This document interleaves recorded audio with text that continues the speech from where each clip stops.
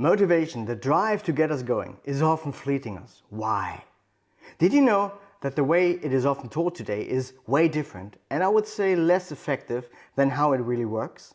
The truth about how motivation works has been lost because we forgot what motivation really means. But going back over 600 years to find out what motivation really is all about, where it comes from, what its real meaning is, allows us to use it way more effective today. So let's find out what motivation is really all about. Let me introduce you to a method that I use to dive deep into some of the most important concepts. I call it etymological meditation. Now don't be scared, it sounds weirder than it really is. According to Wikipedia, etymology is the study of the history of the form of words and by extension the origin and evolution of their semantic meaning across time. With etymology, we can therefore define the origin and original meaning of words. Normally this is used by linguists, but we can also use their findings as starting points for our meditations. And when I'm talking about meditation here, I am not talking about the Eastern way of meditation, which often involves sitting still, closing your eyes, removing yourself from the outside world and focusing your mind on your breath or mantra and letting your thoughts come to rest. Nope. What I'm referring to is the old way of the Western meditation. You see, the word meditation comes actually from the Latin meditatio and means to think something over, reflect or consider. It is used for deep studies, prayers and devotions. One of the main texts about the Stoic philosophy by the Roman Emperor Marcus Aurelius is actually called Meditations. So that is why I called this method etymological meditations. It is about deep reflections on the meaning of words. And today, let's apply it to the word motivation.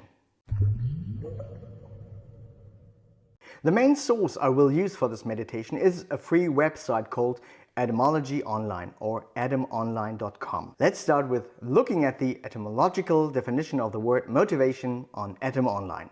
We see that motivation is built from motivate plus eon, while motivate is itself built from motive and ate.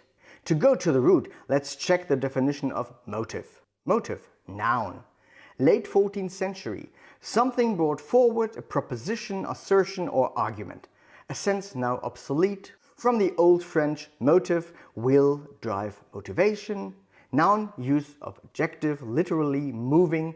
From medieval Latin, motivus, moving, impelling. From Latin, motus, a moving, motion. Past participle of movere, to move. From pi, root, pi by the way means Proto-Indian European, moye, to push away.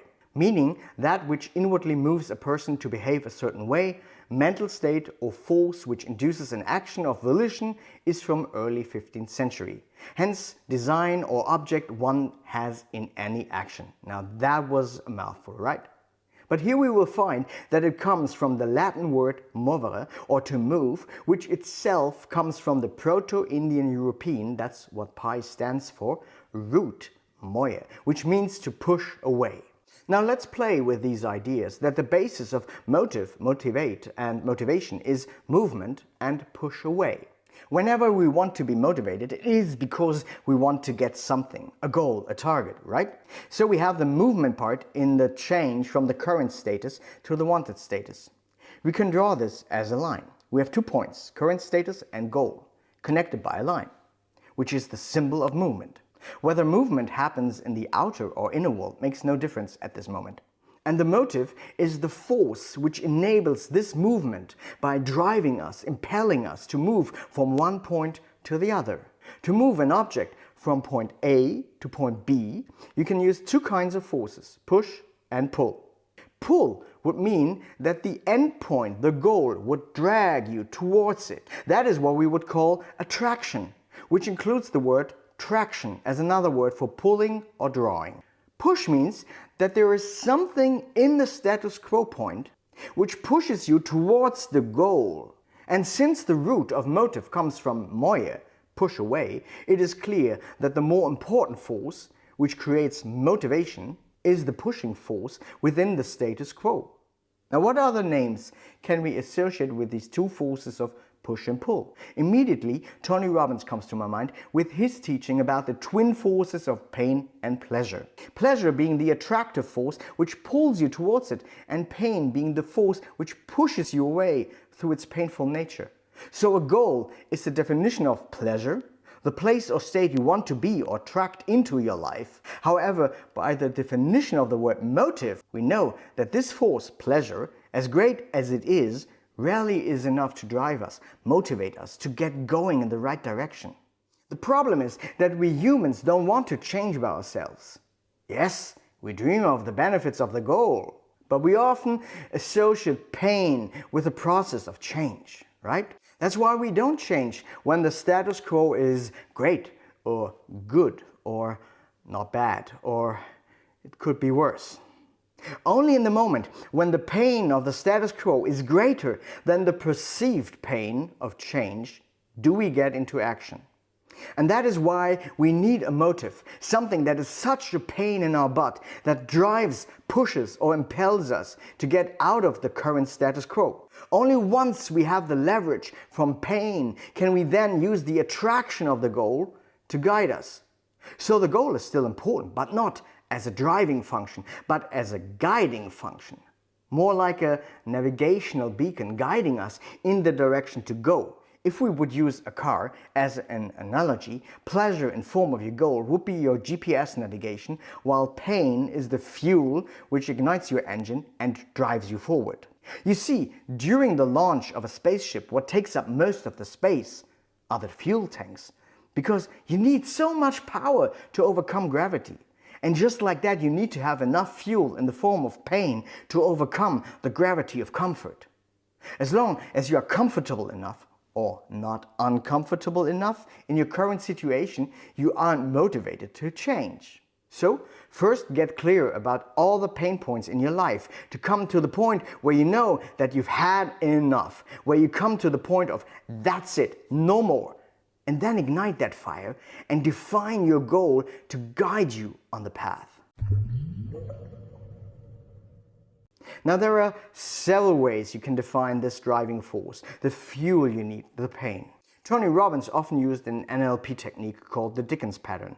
This is based on the story A Christmas Carol by Charles Dickens, where three ghosts show the protagonists, Ebenezer Scrooge, how his actions have created pain and suffering in the past, the present, and will create even more suffering for him and others in the future if he will continue his way of life. To use the Dickens pattern for your motivation, you have to experience in your mind how the current state has already created pain in the past and the present. How has it limited you by now? What weren't you able to accomplish? How has it damaged any relationships you had? What impact does it have on your life, maybe your health, your financial life, your feeling of self-worth, or relationships with your loved ones? Then in your mind, go into the future and see how your life will be in 5, 10 and 20 years if you continue not changing, not transforming. How much pain will you have in the future if you wouldn't allow the current pain to transform you in the here and now? What this exercise allows you is to create a great enough why in your life. Why do I want to change? If you have a strong why, you automatically have a strong motivation. And a way to get to a strong why is to know what pain is currently in your life and why you need to get out of it now. The amount of pain often also defines whether it is a strong or weak why. A why statement like, because I want to make $10,000 more per year, often is a weak one, especially if your basic needs financially are already met. A why statement like, because I will make sure that I and my family never have to go to a public shelter again to ask for food and clothing, could be a much stronger statement, especially if you have experienced the pain and embarrassment before. Do you remember the little diagram I've shown you in the beginning about the 2 points connected by a line? In it are the 4 elements of change: motive, goal, plan, and feedback. Number 1, we have a starting point, your current status quo, which will bring up a pain which, if big enough, gives you the drive to change. We call this the motive. Number 2, an end point, your goal or target, which defines where you want to go. Number 3, a path to connect both of these points. Now, to bring you from the status quo to the goal point, you can come up with a plan, a map. This forms the basis for the straight line in the diagram. Here you can define steps and milestones. Number 4, on your journey to your goal, you should always check where you currently are and compare it to your plan. This is called a feedback loop, because from this you might need to adapt your plans or even your goal. In the diagram, I've shown the path as a straight line. But in real life, however, the path from status quo to your goal is never straight. It is often a winded path with setbacks, blocks, and drama. That is why feedback is so important. And contrary to popular belief, having a goal is not always needed for change. If the pain of the status quo is strong enough, you will get out and change even without a goal or a plan. What you always have with change is a status quo and a direction, even if unconscious. A goal, however, is helpful in guiding you on the path. And often you will find out that the goal, although useful as a guiding beacon, sometimes doesn't even need to be reached. Along the winding path, your priorities might change, and the old goal, useful as it was to get a direction out of the old painful status quo, no longer is the goal you want to achieve. And that is okay if your life has changed for the better. So be aware that the plan always changes, and even the goal sometimes changes during the process of change. Both of them should be adapted if needed. To achieve this, you need to check your plan to the current reality and use this as feedback to course correct. So, to wrap it up, you now know that motivation comes from the Latin word movere, which means to move, and the Proto-Indian European root moye, which means to push away. We then defined that to move from a current status quo to a goal, you can use two forces, pull and push, which we related to the forces of pleasure and pain. Also, we said that pain is often the more potent motivator. It is the driving force, while goals often function as navigational beacons on the path. I then presented to you the Dickens pattern for coming up with a strong why to build a strong motivation, and we ended with an overview of the 4 elements and the realization that from the 4 elements, motive, plan, goal, and feedback, the motive is the most important one to get you going, to get you started, while the plan and even the goal often change. So that's it for today. I hope you enjoyed this meditation with me. If you like this kind of content and would like to see more of the etymological meditations by me, please click the like button and also leave a comment below. Then I know that I will continue with these. Also, feel free to subscribe to my channel if you want to get more of these videos. See you soon. Bye.